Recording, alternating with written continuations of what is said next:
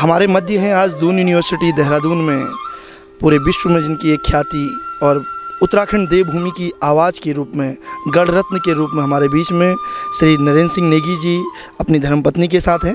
और इस नए वर्ष में सर आपको बहुत बहुत नववर्ष की हार्दिक शुभकामना। और आज इस बातचीत के कार्यक्रम में इस दून यूनिवर्सिटी में एक सौभाग्य की बात ये भी है कि सुंदरलाल बहुगुणा जी जो पर्यावरणविद हैं, उनका आज 92वें जन्मदिवस है।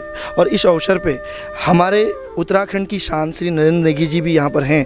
जानते हैं कुछ महत्वपूर्ण वो यादें जो इस उत्तराखंड के लिए उन्होंने सरोई थी और क्या संदेश देना चाहते हैं युवा पीढ़ी की, क्या बताना चाहते हैं आज के युवा पीढ़ियों को कि किस तरह से हम अपने देवभूमि उत्तराखंड की शान मान आन को बचाएं और विश्व में उत्तराखंड देवभूमि का एक सम्मान को रखें। और इसी कड़ी में सजग इंडिया द्वारा पूरे प्रदेश में नशाखोरी और तमाम मुद्दों के लिए जो देशव्यापी संवाद कार्यक्रम चलाया जा रहा है, नेगी सर उसके बारे में भी जानना चाहेंगे। और सर्वप्रथम सजग इंडिया टीम से आपका बहुत बहुत स्वागत, अभिनंदन। धन्यवाद जोशी जी। सजग इंडिया जो काम कर रहा है यहाँ उत्तराखंड में, देहरादून में और दूसरे उत्तराखंड के दूसरे नगरों में, मैं पहले तो सजग इंडिया को बहुत बहुत बधाई देता हूँ, शुभकामनाएं देता हूँ और उम्मीद करता हूँ कि सजग इंडिया इसी तरह से युवाओं को प्रेरित करता रहेगा, जागरूक करता रहेगा। उनके अंदर संस्कार जो माँ बापों के प्रति होने चाहिए, जो माँ बाप के प्रति होने चाहिए, वो उन संस्कारों को उन्हें याद दिलाएगा। यद्यपि संस्कार घर से ही पैदा होते हैं और लेकिन बच्चे आज कुछ नशाखोरी की वजह से या कुछ दूसरी आदतों की वजह से उन संस्कारों को भूलते जा रहे हैं, भुलाते जा रहे हैं और फिर अपराध की दुनिया में कदम रख देते हैं। तो मैं उम्मीद करूंगा सजग इंडिया से कि वो इन बच्चों को जो भटके हुए हैं उन्हें रास्ते पे लाएंगे, उन्हें उनके संस्कार याद दिलाएंगे, उन्हें उत्तराखंड देवभूमि के जो संस्कार हैं, जो संस्कृति है, उसे उन्हें याद दिलाएंगे और उनका वह स्वरूप जो कि होना चाहिए उत्तराखंडियों का, उसको दोबारा से उनके जीवन में लौटाएंगे। ऐसी उम्मीद मैं सजग इंडिया से करता हूँ। सर आपका बड़ा लंबा जीवन रहा है पूरे देश में, पूरे विश्व के लोगों को आपने पर्यावरण के लिए, अपनी पहाड़ की संस्कृति, बोली, भाषा, अपने पहाड़ के बच्चों के अंदर वो करुणा, दया सब कुछ अर्पित करने के लिए जो एक गंगा के समान निर्मल है, आपका आजीवन समाज सेवा में आपका जीवन लगा है।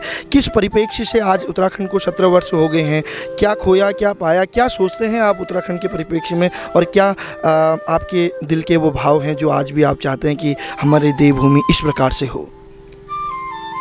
देखिए, जब उत्तराखंड आंदोलन का शुरू हुआ था तो सभी उत्तराखंडियों ने, ख़ासतौर पहाड़ के लोगों ने ये कल्पना की थी कि शायद हमारा एक पहाड़ी राज्य होगा जिसमें पहाड़ की जो हमारी समस्याएं हैं, जो उत्तर प्रदेश जैसे मैदानी राज्य में पूरी नहीं हो पाई, वो इस पहाड़ी राज्य में पूरी होंगी। और उसके बाद आंदोलन से पहले राजधानी का भी तय कर ली लोगों ने कि पहाड़ में ही इसकी राजधानी होगी।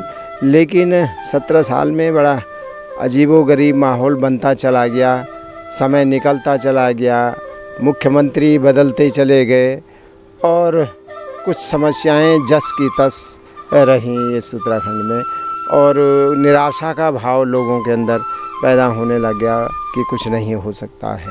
तो मैं सोचता हूँ कि इसमें निराश होने की आवश्यकता नहीं है। हाँ, एक आंदोलन की आवश्यकता ज़रूर है। सरकारों को ये चेताया जाए कि ये राज्य क्यों मांगा गया था, इस राज्य को मांगने का क्या उद्देश्य था, क्या मुद्दे थे, कहाँ भटक रही हैं सरकारें, तो उनको याद दिलाने की आवश्यकता है। और चुनाव का समय ख़ासतौर ऐसा समय होता है जब आप राजनीतिक दलों को याद दिलाएं कि ये राज्य क्यों बना था, क्यों यहाँ के बच्चे ने इस आंदोलन में भाग लिया था। और मैं सोचता हूँ कि जनता ने अगर तय कर लिया तो निश्चित रूप से सफलता मिलती है। सर थोड़ा सा अंत में ये जानना चाहेंगे कि आज भी उत्तराखंड में पलायन की अगर हम बात करें, अगर आज भी हम पर्वतीय क्षेत्रों के युवाओं की बात करें और अब की जो युवा पीढ़ी है, विशेषकर जो बच्चे पहाड़ों से देहरादून या शहरों की ओर आ रहे हैं और कहीं ना कहीं उनका माँ बाप के प्रति एक लगाव और तमाम प्रकार की जो घटनाएं घट रही हैं, आपने लगातार न्यूज़पेपर में पढ़ा। अभी गुजरात की एक घटना थी, बड़ी दर्द भरी घटना थी कि एक 70 साल की माँ को पैरालिसिस हो जाता है और वो उसको धूप दिखाने के बहाने चौथे फ्लोर से गिरा देता है। कल हल्द्वानी की एक घटना है कि एक बेटे ने अपने 70 वर्षीय पिता को अपने ही घर में मार के न्यूज़ में जैसा आया था कि उसको ज़मीन पे गाड़ दिया। तो ये कहाँ किस ओर देवभूमि और हिंदुस्तान की आवाम जा रही है और युवा पीढ़ी को क्या संदेश देना चाहते हैं, क्या कहना चाहेंगे इस बारे में आप? ये चिंता का विषय है जोश जी। और बच्चे क्यों इतने असंवेदनशील होते जा रहे हैं, उन्हें कैसे संस्कार मिल रहे हैं, उनके दिमाग में क्या भरा जा रहा है, वो क्या पढ़ रहे हैं, क्या देख रहे हैं, क्या समाज में उनको कौन सी ऐसी नेगेटिव नकारात्मक चीज़ें हैं जो प्रभावित कर रही हैं, इस पर भी गार्जियन जो हैं बच्चों के, उनको ध्यान देना चाहिए। और बड़ी उम्र में नहीं, जब बच्चे एक छोटी उम्र के होते हैं तभी से उन पर ध्यान दिया जाना चाहिए कि बच्चा किस ओर जा रहा है। और ये जो आप कह रहे हैं, जो घटनाएं आप गिना रहे हैं, वो बहुत ही दुखद घटनाएं हैं और अविश्वसनीय हैं। माँ बाप से बढ़कर किसी बच्चे के लिए कोई नहीं हो सकता और माँ बाप के लिए बच्चा से बढ़कर कुछ नहीं हो सकता है। लेकिन ये रिश्ते धीरे धीरे करके खंडित होते जा रहे हैं। बच्चा माँ बाप को दुश्मन समझने लग गया है। तो ऐसी स्थिति में समाज विखंडित होगा। ऐसी स्थिति में जो हमारे पारिवारिक रिश्ते हैं वो ख़त्म होंगे, अविश्वास का माहौल पैदा होगा। और जैसा मैंने कहा कि इससे जो सामाजिक वो पुराने लंबे समय से